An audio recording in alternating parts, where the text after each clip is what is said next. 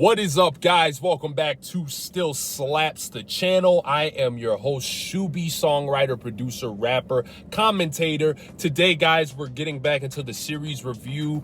I've wanted to try to get back into, reviewing series and movies. And today we're talking about, you saw the title, Stranger Things, Season 4, Part 1. My review. This is going to be a spoiler-free review, so it's not going to be a very, very long review because I do have other, obviously the spoiler review, I'm going to drop that, and then I'm going to drop some other videos in regards to my thoughts.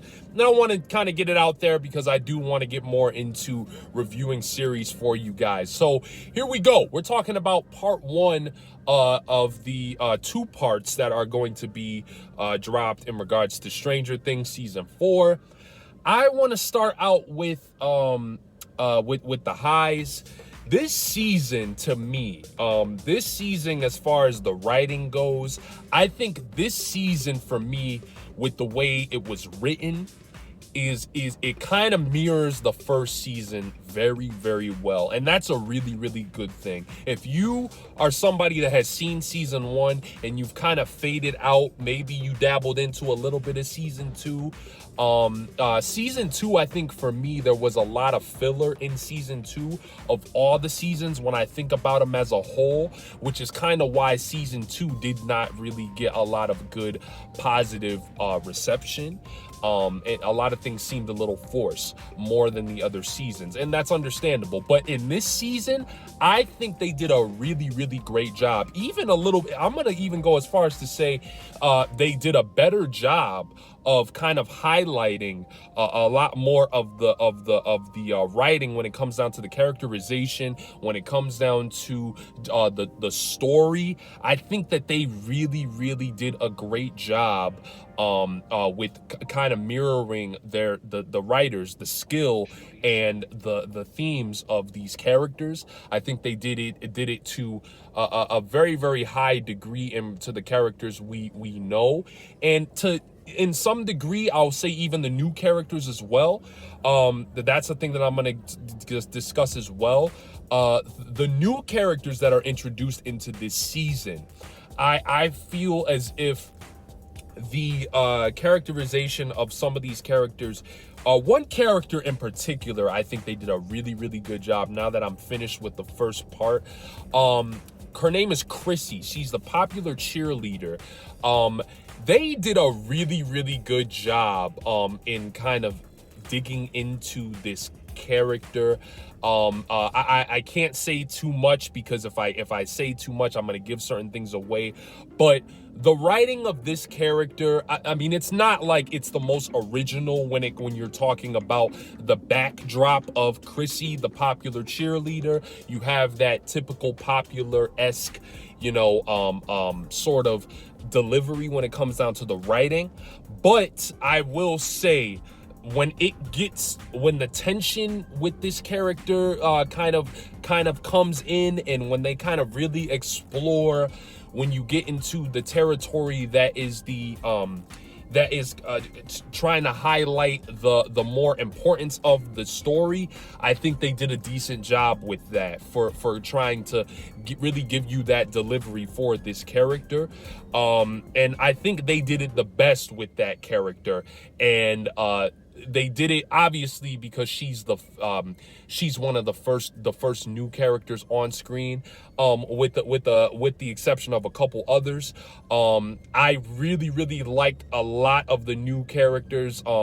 Outside of Chrissy was probably my least favorite. Not that she was doing anything wrong, but she was just typically cliche. I really liked, there's a new character that you're introduced to, Eddie Munson. Eddie Munson is a fire new character, one of my favorites out of this new season. Really, really played his part extremely well. Reminded me of kind of Heath Ledger when Heath Ledger played that role in, I think it's 10 Things I Hate About You. Reminds me of that sort of character, but a loser version. And then also just a really, really draggy, metal-esque, into that sort of gothic type appeal to him. Not really too goth, but you know what I'm saying, that type of style. Loved his character, loved it. I did hate when you're talking about the characters, I hated there's one new character in particular that I just hated because it was just very, very stereotypical. It was almost like it was being forced, his mannerisms and the way he was acting. I'm talking about Argyle. He's this new character who befriends Jonathan, and Jonathan and him have this chemistry that they build together, but his delivery, for me, the way he was written, it's like it's really, really cringe all the time, nonstop. Like throughout the whole season, I was like, okay, maybe I'll get used to it. Nah, hell no. I hated that character so much. Hated him so much. But that's, just my personal preference. I talked a little bit about stereotypes with that character. The last sort of point that I want to bring out before I close this review out is the downside of this new season is some of the way the writing is with the story. You see the stereotypes. I really, really hope they would kind of leave this be as the season kind of progressed, but they didn't. And I'm talking about the stereotype of Russia and America. We saw it in the last season. It's not really a big spoiler, so don't worry, I'm not spoiling anything. But the sort of politics in Russia and Hopper and throwing him, the way he's kind of thrown into this complex of Russia and America. I just hated it. I hated it. I think the writers are way too intelligent to do that. I think that there's some other areas that could have been explored more before stooping down to that level of, okay, we're gonna do Russia and the America thing. And it's overdone, it's overplayed, it's tired. A couple of things I wanted to mention, guys. Little detour here because I forgot to mention it in the video that you are seeing. Another con that I failed to mention in this review is that this is a very, very long runtime for each episode. You're looking at well over an hour for every episode. I originally went in thinking that only the first episode, because they were trying to catch us up and build the backdrop.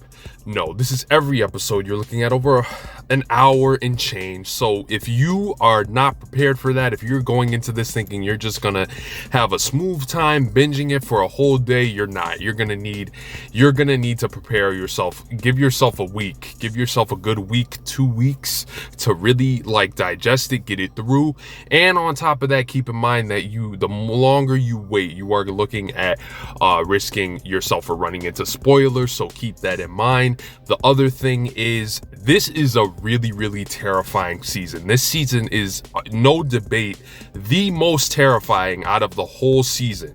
If you think you know what terrifying is, nah, fuck that. You don't know nothing. You watch this season. This season is really, really terrifying. Kids will not be able to sit and watch this. So if you have kids and you're thinking about sitting them down to watch this, you are a terrible parent. No, I'm just kidding.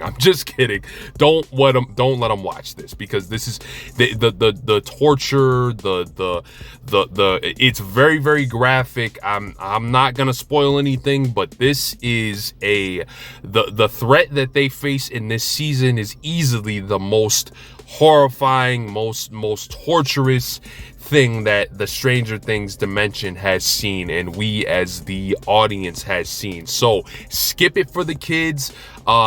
We are going to get back to the review now. Thanks, guys. Is some of the bullying that you see in the storyline is just really, really annoying. It's like, okay, it's cliche, it's overdone. I think that's all I want to give you guys for the spoiler-free review. I want to say, if you are somebody who's watched season 1, you might have dabbled with season 2, and you probably kind of inched your way through season 3, didn't finish season 3, you can kind of, with this season, you're gonna be confused if you did not get through season at least the rest of season 3, because a lot of the meat in the story in the complex of what's happening, you needed to definitely see season 3. So just do yourself a solid, give a speed run through and go into season 3 and get a lot of that lore from the new character Max. Get a lot of that lore between her and Billy. Get a lot of that lore between what happened in the Upside Down and what happened with Hopper, and you should be good. You can watch this season, and because you already saw season 1. The main thing I think you need to have seen is season 1. If I'm forgetting something in season 2, it's been so long. So if I'm forgetting something in season 2, if you want to be a dope fan and catch some people up who may potentially be thinking about watching the show, kind of catch them up to speed, tell them what they're going to need from season 2, because I am kind of drawing a blank with season 2. But this season definitely memorable. I will go as far as to say this season is so far it's way better than the last season. And I really enjoyed last season. I enjoyed Billy, but this is my 10-minute sort of kind of spoiler free. I'm going to really get into a bulk of the spoilers, obviously, with the next video. So if you guys appreciated this, do me a favor, do me a like, drop me a comment, and subscribe. This has been Shuby. Thank you guys for tuning in. Stay tuned for more Stranger Things reviews and my thoughts. Thank you guys. Hope you have a good rest of your day. That slaps.